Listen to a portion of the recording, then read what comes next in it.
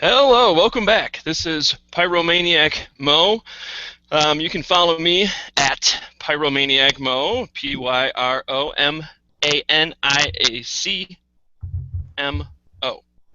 And of course, you can catch the guys at Pyromaniac.com, and you can tune into the weekly fantasy football podcasts.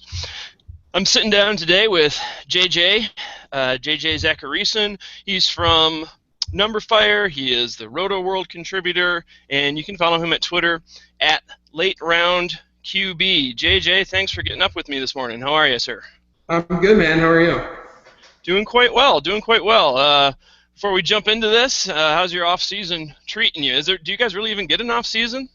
Well, not really, but it's going well. We luckily at NumberFire, we're not all football focused. I'm personally mostly football focused with my writing, but right now, we're going through March Madness stuff.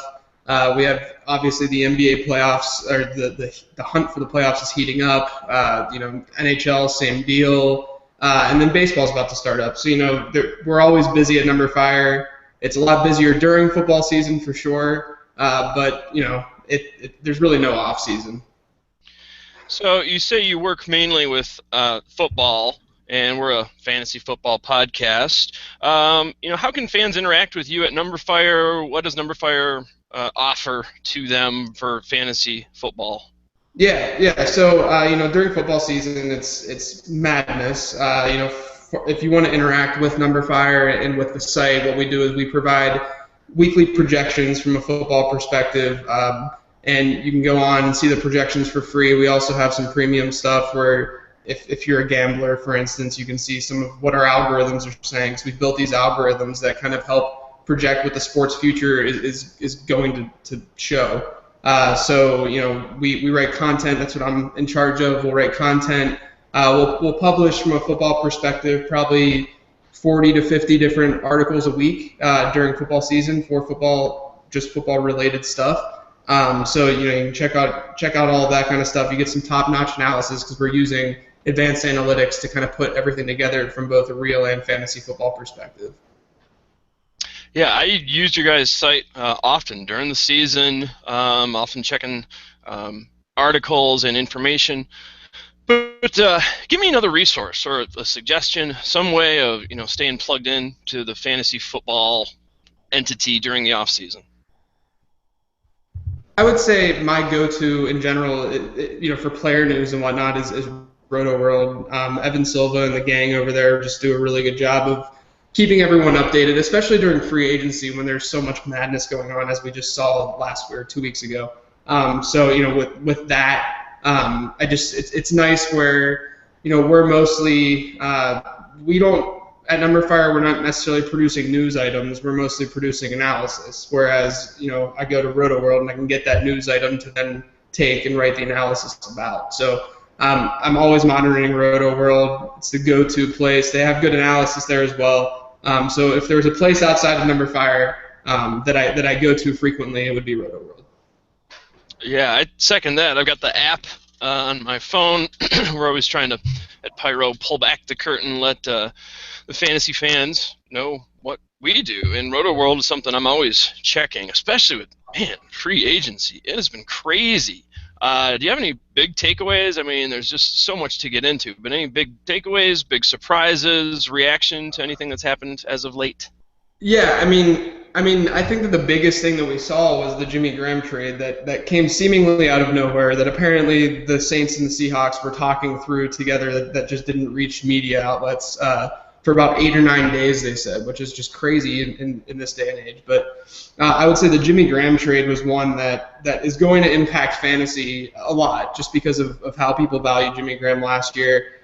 Personally, if you look at his numbers and see what he could potentially do in Seattle, I think he's going to need a perfect storm in a way to continue his success that he saw in New Orleans. He's going to have to see a target share that's going to have to hover around some of the outliers, if you will. He's going to need to see about 25% of the Seahawks targets next year and keep up his efficiency if he wants to see the kind of numbers that he posted in New Orleans. So just that kind of impact. I think people are excited that he's just on a new team, so he might be overdrafted a little bit in fantasy next year. But that was a big surprise. Seeing Brandon Marshall go to the Jets was another big change. There obviously wasn't much quarterback movement just because of the way the position is and that the market wasn't that big, but the Sam Bradford and Nick Foles change was obviously big. The Eagles in general, I mean, what is going on? Just seeing them take DeMarco Murray and Ryan Matthews, two viable fantasy options now on one team.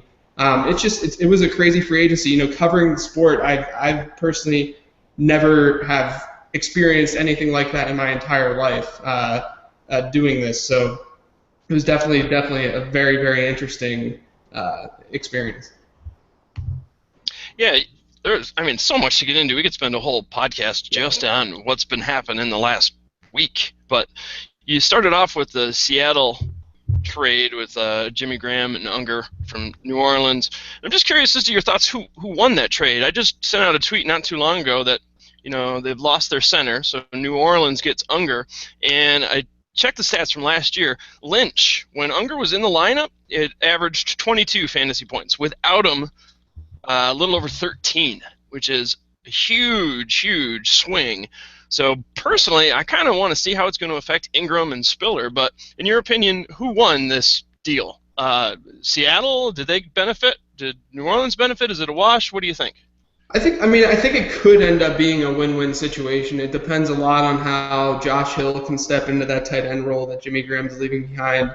I think that Jimmy Graham gives Seattle a weapon that they obviously just don't have. I mean, if you think about the Super Bowl, if you think about that last play, I'm sure that people wouldn't be complaining if they were targeting Jimmy Graham and not Ricardo Lockett on the 1-yard line. I definitely think that Seattle got a piece that they've needed ever since Russell Wilson entered the league. But at the same time, we're seeing New Orleans in this shift in philosophy. I think people, we shouldn't be surprised if New Orleans runs the football 50 to 100 more times than they did last year, and kind of instead of being one of the most pass happy teams in the NFL, they become kind of in a middle of the road team when it comes to running the football. And it's not just because of Jimmy Graham. Obviously, it's Kenny Stills as well. It's Drew Brees. He's going to be 36. I mean, there's a lot of reasons as to why the Saints did what they did. And then they brought in a guy like C.J. Spiller to kind of be closer to – Drew Brees' deep ball has not been the same. You get C.J. Spiller now that can play close to the line of scrimmage with Brandon Cooks. So you have two weapons that'll be close with Drew Brees from that perspective. So I think the move just made sense for both teams. It'll be interesting to see, obviously, what the Saints then do with that first-round pick. Yeah, Drew Brees, like you say, not being able to go as deep as he used to, which problem for all of us sometimes. But there's major change in the offense, so he'll probably take a hit. Anyone else you see is taking a hit fantasy-wise in their numbers, or even just plain busts? Any lulls in production next year you see on the horizon? Yeah, I think two guys that switch teams this offseason that are pretty obvious hits, or that will be busts, if you will, if you're comparing it to what they did last year, would be Julius Thomas going to Jacksonville. You're going from Peyton Manning, one of the most efficient quarterbacks in the league, to Blake Bortles, who was, according to NumberFire metrics, according to the eye test, according to anyone who watches football, was the least efficient quarterback in the NFL last year. So he's going to obviously take a hit. I think that he can see his volume go up a bit, but at the same time, I don't think it's going to be enough to even come close to what he was doing in Denver when he was healthy. And then the other guy that I'm really not excited about is Jeremy Maclin going to Kansas City. We know that Kansas City wide receivers didn't score a touchdown last year. Alex Smith had the lowest average depth of target last season, and he's known for not throwing the ball deep. And that's kind of been Macklin's game from a fantasy perspective and what we'd like to see out of him. So he's going to have a lot of yards after catch in order to basically be the same kind of receiver that he was last year, and that's just tough to imagine in an Alex Smith offense. So I think those two guys come to mind. I think another guy that two other guys that I just see that could take a hit next year. One guy is kind of obvious. That's Andre Ellington. We're already hearing reports that Bruce Arians is wanting to bring in a power back, which makes total sense, because last year when Andre Ellington finally got the bulk of the carries in that offense after his rookie season, where he was uber efficient in that role when he had like 80 carries. Last year we saw him; he was one of the least effective running backs in the entire NFL. He had like a 3.3 yards per carry average. The only reason that he was relevant in fantasy was volume. He was seeing a lot of targets out of the backfield. If you were in a PPR league, he actually gave you some consistency, but it wasn't based on his actual performance. It was just based on the fact that they were giving him the ball a lot. So I expect them to either, whether it's getting Adrian Peterson, whether it's, getting a guy like Stephen Ridley when he's healthy, whether it's going to the draft, which I think that's what they would do just because the draft class is pretty heavy. I think they're going to bring someone in, and if you're drafting early, if you're doing like a best ball My Fantasy League 10 or something, I think his value is horrible right now because he's like a 4th-round pick. And then the last guy, I'm not really sold on Carlos Hyde. I think that people are really excited about him taking over for Frank Gore, getting 200-plus carries, which is what you really want out of an RB1 or an RB2 in fantasy. But he was really not great last season. Some of the metrics we work with at NumberFire, we use this expected points metric, which basically adds up what you did on each play, what a player did on each play versus what he should have done on that play. And from an efficiency perspective, Carlos Hyde was really bad. He was worse than Frank Gore last year, and Frank Gore is like 85 years old. So combine that, the fact that they got Reggie Bush. Reggie Bush is awful too, I understand, but he's still a body. He's still someone who's capable. He's still someone who has carried the load on a team in the past. And I also expect them to also go into the draft and potentially take a running back. So you combine all of that, and Carlos Hyde right now, I was in a draft. I'm a degenerate. I've been drafting. But I was in a draft already, and he was going in the early 2nd round. And I'm sitting there, and there are plenty of proven players that are going around that time, even if it's a wide receiver, even if you were trying to go running back heavy. There were still other running backs available that were proven, like an Arian Foster, for instance, who should be a top half 1st-round pick who's dropping, or Marshawn Lynch, and so on and so forth. And Carlos Hyde was just there. He went in the early 2nd round, and it just blew my mind. I really think that people are going to overdraft him this year just because of his potential role.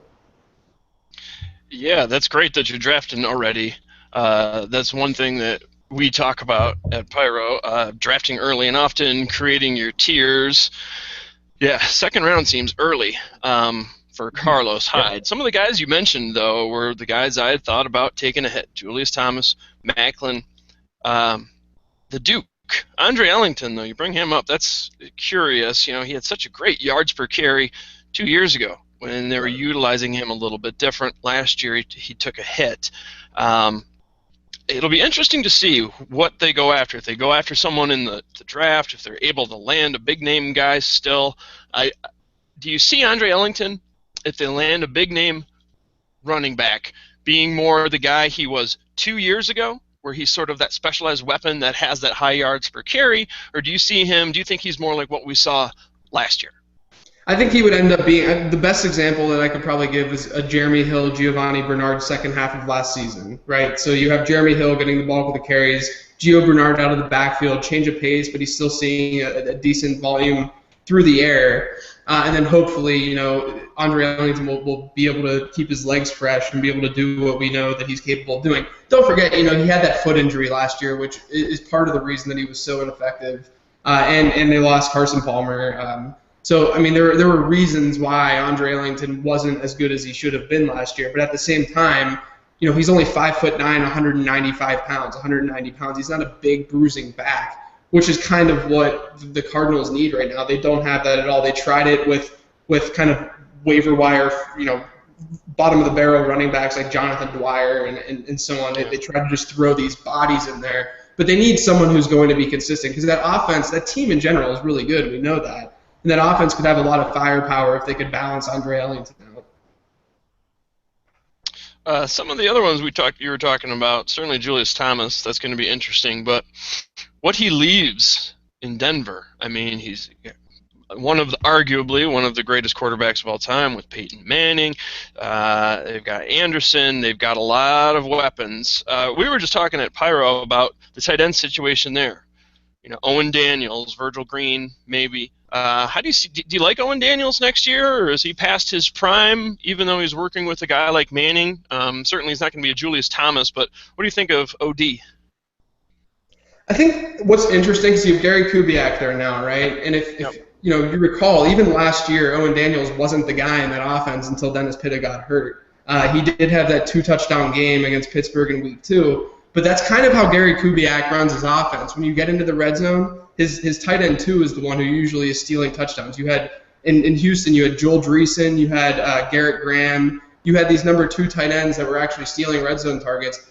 I'm higher, actually, just from a value perspective on Virgil Green because of I understand he's a blocker. I understand, you know, he hasn't proven his worth from a receiving perspective. The Broncos seem very high on him, or have been this offseason, talking him up. And actually, metrics-wise, he compares very, very favorably to Julius Thomas. His combine metrics, his height, his weight, all of that compares incredibly favorably to Julius Thomas, if not better than Julius Thomas. So I think that's a reason that you just take a flyer and you say, hey, I'm going to go with Virgil Green and see what happens, just like we did with Julius Thomas, you know, before he broke out.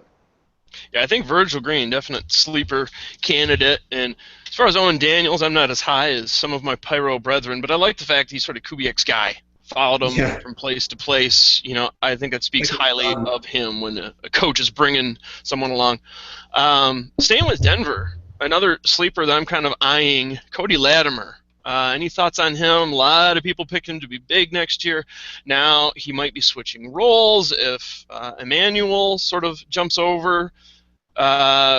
We'll see. But what do you think about Latimer? Is he a sleeper? Is he going to have a huge increase, or is he going to be kind of what we saw last year? Yeah, I mean, like, I think it depends on where you can get him in drafts. Some of the early best ball leagues that I'm doing, I'm seeing him going in the 8th round, which is in 9th round, which is far ahead of some very proven wide receivers. Like, I mean, Larry Fitzgerald is going in like the 10th at times. So just as a comparison. So, you know, if he goes that high, that's reaching kind of, and I mean, I was guilty of this last year with Justin Hunter, but that's reaching the Justin Hunter levels of reaching for a player just because you want a sleeper, not because it's a value pick. So yeah, sure. You know, I'm not against going after a guy like Latimer. I think that's a situation that we just have to monitor as we get into camp and then into the preseason. But you know, any wide receiver in Peyton Manning's offense that could potentially see targets is 100% a wide receiver that you need to target in fantasy football. So keeping up with all the changes, I mean, it's hard to stay with everything that's been happening. That's why, you know, NFL is a year-long entity. Yeah. What about some coaching changes? We talked a little bit about Kubiak. Any other coaching changes or even offensive coordinators that you're kind of eyeballing in particular? Maybe Trestman in Baltimore. How does Flacco benefit with that, or anyone else that you think's interesting? Yeah, so I mean, I think Kubiak in Denver. What's crazy is Gary Kubiak is kind of an offensive genius. Like he's incredible. I mean, what he did last year in Baltimore is like can't be overstated. I mean, he took the absolute worst rushing offense, one of the worst that we've seen over the last decade and a half, and he made them into a top 15, top 10 unit rushing. Joe Flacco had his absolute best season of his career statistically last year, and he did that with Steve Smith and Torrey Smith. Torrey Smith's now gone, which is going to hurt Flacco a bit in Trestman's offense. So I'll transition to Trestman really quick. You know, Trestman's obviously everyone loves Trestman in fantasy. A lot of it has to do with the fact that he doesn't really rotate his players much. So whoever those wide receivers are going to be on the field a lot. Whoever that running back is going to catch a lot of balls out of the backfield. I just wish it wasn't Justin Forsett because he's 29 now and he's just been a journeyman running back throughout his career. And there's a transition. You know, the one offense that he worked with is now potentially gone. I know that Trestman said that he's still going to use some of that zone blocking that Kubiak used that made Forsett successful last year. But you know, from Trestman and Flacco, from that perspective, I would be a lot higher on Flacco if not for how well he performed last year. You know, if he was coming off a bad season and all of a sudden he gets Mark Trestman, then you're looking at a great value in fantasy football because people are going to judge off of his previous season. But now you're judging off of a season that was actually pretty decent from Flacco, and because of that, and the loss of Torrey Smith. I mean, you can't overstate that. I mean, Torrey Smith was fantastic from a fantasy perspective for Flacco, being able to get down the field. And we don't even know really who that number 2 wide receiver is going to be yet in Baltimore. So it's difficult to really be high on that offense right now. But yeah, it's definitely interesting. I was much higher on Torrey Smith in that Trestman offense, prior to free agency. Yeah, the quarterback whisperer. I don't know if he's gonna have much to work with, though. I mean, they've got Stevie Fists Smith. I'm gonna knock you out, and then Marlon Brown. I mean, Yeah. that's it. Now I remember Marlon Brown. He was kind of a sleeper pick. I think it was even 2 years ago that never really panned out. He was on my team briefly, but there's not much else there. Kamir Aiken. You think Marlon Brown is going to have something, or you think they're going to maybe address this in the draft? I think they have to address it in the draft. They have a smaller guy, that Michael Campanaro, who's like 5'9", 175, and he's an interesting potential guy that they can slot in there as well. But they need size on that team. Marlon Brown's more of a red zone guy. I think that they're going to address it in the draft. I think they have to address it in the draft because they clearly didn't make any moves to go after someone, let's say Dwayne Bowe or something like that in free agency. That would just be kind of a plug in the meantime until they get that true number 1. Because right now they literally have nothing. Because Steve Smith is just a year or two away from potentially retiring. It's surprising that he hasn't yet. He's just still producing. But going into the season with an older Steve Smith as your top target can't make you feel comfortable as a Ravens fan. Yeah, Stevie, God love him, but yeah, I'm surprised he's not sipping an umbrella drink somewhere on a boat somewhere, but I'm surprised he's still got the drive, still got the fire. You said you've done some drafts, some mock drafts. Do you have, like at Pyro, we talk about tiers, taking all of this data and basically using it to formulate your tiers, and that's why we love the mock drafts. It forces you to make some picks. Are you a tiers guy? Do you have a particular draft strategy? Is it just best available? What's your mind process? What is your thought when you go into a draft? Yeah, so what got me started in fantasy writing in general is a few years ago I wrote an ebook called The Late Round Quarterbacks. So I'm very much so a late round quarterback drafter. Really, from mathematically and logically, it makes most sense if you're not going to go quarterback late, you should just get one early because the middle round quarterbacks generally, almost always, are completely replaceable through streaming or through the waiver wire. So, I stick to that strategy. I stick to drafting quarterbacks late. I'm generally not a tight end early guy, and the reason for that depends if you can flex the guy or not. I think a lot of people look at the difference between a Rob Gronkowski to the rest of the tight ends, and they say Rob Gronkowski should be, the first overall pick. Or Jimmy Graham last year is a better example because Rob Gronkowski is kind of a unicorn. But with Jimmy Graham last year, everyone sees the difference between Graham and the rest of the position, and they say, I need to get Jimmy Graham. But really, if you're not able to flex the position, that means that there are going to be more tight ends available off the waiver wire because there's only one need for that tight end, whereas people aren't rostering as many tight ends. So because of that, the position becomes a little bit more replaceable. So as a result, the tight end in general inherently just is devalued a bit. So my general draft strategy is I still go running back early, and a big reason for that is I think, just like I think there's a lot of talk around safety in fantasy drafts where you want to go quarterback or tight end or even wide receiver early just from a safety perspective, right? Like you don't want to I'm trying to pull up some numbers that I had on here because basically the fact of the matter is if you're trying to get an elite RB1, you're not going to get him past round 3. That's just how things have panned out. 77% of so I did this study on NumberFire, and if you look at true tiers at the end of the season, so these running backs who are just so far better than the rest of their position, because it happens every year. There's a cluster of running backs that are just so much better than every other running back, and those guys are truly the biggest difference makers in fantasy football week to week. Those guys are giving you a bigger advantage than any other position, any other players, like the Le'Veon Bells, the Matt Fortes of last year, and so on and so forth. 77% of those players over the last 5 years have come in rounds 1 through 3 in your fantasy draft, whereas only 20% of them then have 23% have come in rounds 4 or later. So your chances of actually getting an elite RB1 in your fantasy draft after round 3 is slim to none. I know that it's easy to pinpoint examples like C.J. Anderson or Justin Forsett or so on and so forth, but it's just not common. And at the same time, you're not the only person going after those players off your waiver wire. So, the reason you draft running backs early is less about bust rates, right? Because running backs do bust at a higher rate than other positions in the early rounds. But it's more about playing probability and ensuring the fact that you're getting an RB1 on your team whenever you take those picks in the early rounds of your draft. I'm with you on the positional differential. Like that's what makes Gronk so great is he is heads and tails better above the number 2 guy, the number 3 guy, and it's going to win you some weeks sometimes. Same thing with that RB number 1 spot. However, there is such an injury risk to going with some RBs that a lot of people have, there's different names for it, do the opposite, but where you are your RB.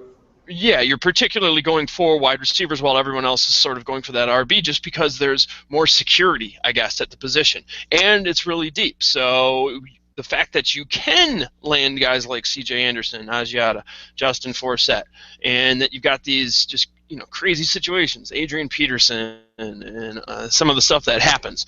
Are you still, after you get your RB, number 1, are you still drafting running backs? Do you like the opposite strategy? What's your thoughts on that? So, some of the research that I did, so I did a bust rate article on running backs and wide receivers, and basically what I found was that, we use value-based, a lot of people use value-based drafting whenever they're drafting, where you're comparing the top player at a position to a replacement level player or the worst starter at the position, and you're comparing that throughout. But if you compare bust rates at the positions and kind of use that same logic, so you're looking at a first-round running back, a second-round running back, compared to what you would get when the 24th running back is off the board in round 5 or 6, bust rates at running back increase dramatically, exponentially as you move through the draft. So rounds 1 and 2, sure, if we're only looking at rounds 1, 2, and 3, running backs are busting at a higher rate than other positions. But then if you compare that to the middle and the ends of your draft, those bust rates are actually way, way better than the bust rates that are later in the draft compared to other positions. Whereas a quarterback, obviously, it's very linear. You're going to see similar bust rates throughout. We know that Aaron Rodgers is going to perform. We know that Andrew Luck is going to perform. It's just a different beast because you're only starting one of them each week. It's the most predictable. It's just a different animal. Really, we should be comparing the running backs to the wide receivers just because the supply and demand is very similar.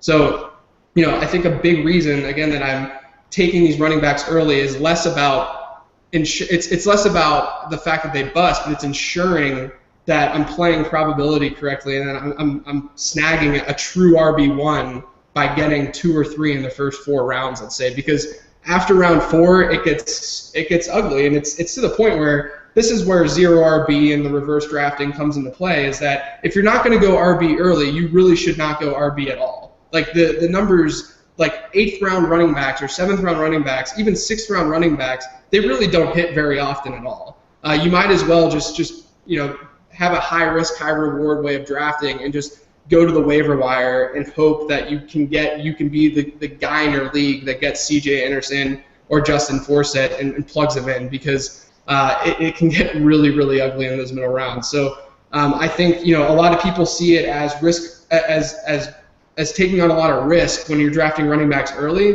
but really it's a risk-averse way of drafting because you're trying to get these running backs, you're trying to get the scarce resource, and you're just piling them up because you know that quarterbacks are going to be available late. If you're in like I said earlier, if you're in a league where you're only starting one tight end and no flex, tight ends are going to be available late because you're not flexing them. People aren't going to be rostering a lot of them. So just in general, you're able to wait on those positions, and then you're able to just pile up running backs and wide receivers early in your draft.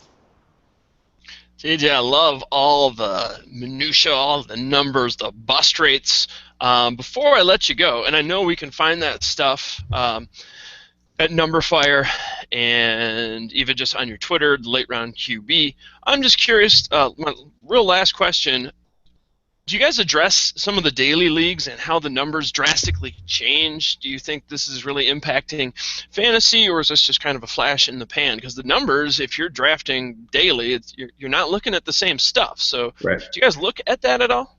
Yeah, I'm a huge daily player, and we cover a lot of DFS stuff on NumberFire. I think from like a business standpoint, I think DFS football is fine to go hand in hand with season long, just because there's less of a commitment in season long as opposed to basketball and baseball, where the in-season management is just insane because you have to check every day. So I think there's more of a, I think daily is certainly the future, especially in those sports. But I think with football, it's going to still go hand in hand. Season long is not going anywhere.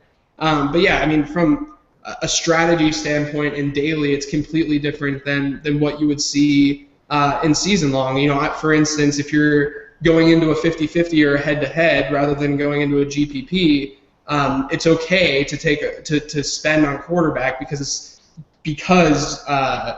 you know that they're going to produce. You're trying to be risk averse, right? So the opportunity cost side of things is completely different in your season long draft and daily. Whereas your season long draft, your opportunity cost is, hey, I'm going to get a running back or a wide receiver early, and in doing that, I'm foregoing the opportunity to have a quarterback in the early rounds of my draft. But that's okay because I can get a quarterback late in my draft. Whereas the opportunity cost with DFS is money. It's your salary, and it's a completely different beast.